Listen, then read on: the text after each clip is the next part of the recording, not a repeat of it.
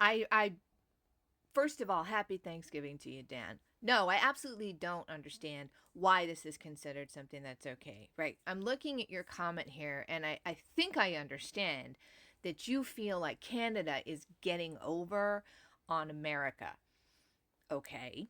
Or maybe that like Mexico is getting over on America. I don't understand why, because the thing that was supposed to be no big deal about free trade agreements like NAFTA is that it was supposed to sort of revolutionize all the access to products that we had, right? It was supposed to just simplify and make it easier for different nations to all trade back and forth. Okay? And yeah, it did that. It did that. And it meant that American companies, which had prior to this been subject to all the OSHA laws and the labor laws and all of the unionization and all of the rights that are due to American citizens, were released entirely from those kinds of requirements. And instead, they were allowed to make deals with the country that they were going to build their new plants in. And what we had said and warned about is that that was going to kill Americans' jobs, number one, and leave them working at the gas station because there are some towns and cities where there is one thing they do. And if you now say to the company that set up shop there, oh, you can move to a place where you don't have to pay people as much and you don't have to offer them as many labor protections. And if you just sort of grease the wheels with their president, you can get away with a whole lot of stuff that you could never think to get away with in America. Then that's what they're going to do. Because business people are looking to save themselves and their stockholders money.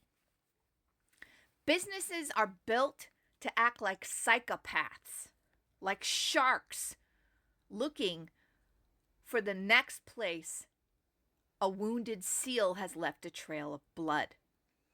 That's how they win, man. And so I don't get where you're talking about there's anybody winning here. Okay, now if things are being traded back and forth with Canada, then American companies that are working in Canada are doing so because of a benefit that that provides to them. And then they are subject to the laws and regulations that Canadians who work there also are subject to.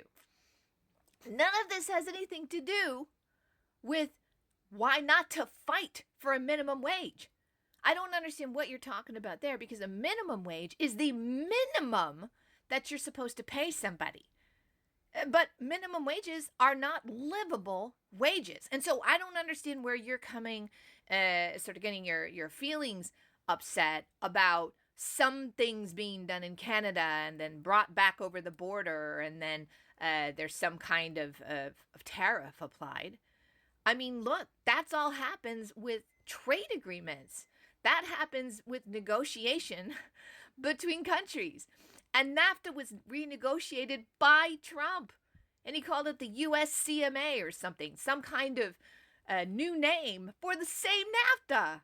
Right? And why did he do that? Because, it looks okay. It makes it look like he's doing something. So we can only hope, Dan, that he's not actually going to do 25% across the board tariffs, because there is no way to unentangle these supply chains and trade agreements, because the companies have already moved. And if you were actually going to impose tariffs so punitive that they would make a company that was prior to this an American-based company and American-made stuff came out of it back from wherever it is in Mexico, you would have to have tariffs so incredibly high that no American could ever afford to buy their products because we would have lost all our buying power. Unless you're like, completely getting billionaires to purchase what you make. We would hollow out everything about our supply chain and the way that products flow back and forth across our borders. Like that ship sailed, man. That's done. That was done the minute that we decided that free trade was the way to go and that we no longer needed to protect our national industries. And I'm going to tell you who was more on board with that from the beginning. Conservatives. Free market conservatives. That was their thing. So they made our bed, and now we're all having to lie in it. I just don't think you understand. Either that or I'm not reading your comment right. But whatever it is, happy Turkey Day.